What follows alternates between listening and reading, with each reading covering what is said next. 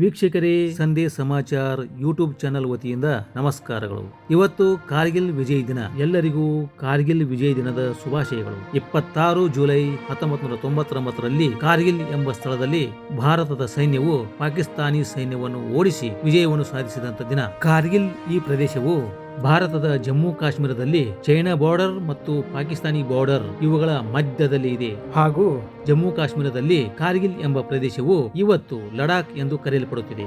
ಈ ಸ್ಥಳದಲ್ಲಿ ಪಾಕಿಸ್ತಾನಿ ಸೈನ್ಯವು ರಹಸ್ಯ ಶಿಬಿರಗಳನ್ನು ಬೀಡುಬಿಟ್ಟಿತ್ತು ಮತ್ತು ಈ ಮಾಹಿತಿಯು ಕಾರ್ಗಿಲ್ ಪ್ರದೇಶದಲ್ಲಿ ವಾಸಿಸುತ್ತಿರುವ ಸ್ಥಳೀಯ ಜನರಿಗೆ ಕಂಡುಬಂತು. ಸ್ಥಳೀಯ ಜನರು ಕೊಟ್ಟಂತ ಮಾಹಿತಿಯ ಅನ್ವಯ ಹಿಂದೂಸ್ತಾನಿ ಸೈನ್ಯವು ಜಾಗೃತಗೊಂಡು ಆಪರೇಷನ್ ವಿಜಯ್ ಎಂಬ ಯುದ್ಧವನ್ನು ಪಾಕಿಸ್ತಾನಿ ಸೈನ್ಯವನ್ನು ಹಿಮ್ಮೆಟ್ಟಲು ಪ್ರಾರಂಭಿಸಿತು. ಯಾವ ದಿನ ಕಾರ್ಯಾಚರಣೆಯು ನಡೆದಿದೆ ಎಂಬುದನ್ನು ಈ ಮ್ಯಾಪ್ನಲ್ಲಿ ನೋಡಬಹುದಾಗಿದೆ. ಕಾರ್ಗಿಲ್ ಯುದ್ಧಕ್ಕೆ ಸಂಬಂಧಿಸಿದ ಕೆಲವು ಫೋಟೋಗಳನ್ನು ನೋಡುತ್ತಾ ಕಾರ್ಗಿಲ್ ವಿಜಯೋತ್ಸವವನ್ನು ಸ್ಮರಿಸೋಣ.